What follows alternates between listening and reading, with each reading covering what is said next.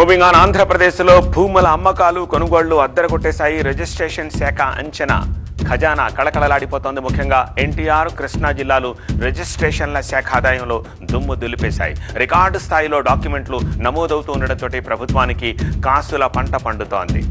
కళకళలాడుతోంది AP registration శాఖ ఖజానా. Record రిజిస్ట్రేషన్లతోటి ప్రభుత్వానికి కాసుల వర్షం కురుస్తోంది. రాజధాని అమరావతిపై క్లారిటీతోటి రియల్ జోరు స్టార్ట్ అయింది. రాష్ట్ర వ్యాప్తంగా భూములకు డిమాండ్ పెరిగింది, విలువ పెరిగింది. ఇతర రాష్ట్రాల నుంచి వచ్చి ఇక్కడ భూములు కొనుగోలు చేసేవాళ్ళు పెరుగుతున్నారు.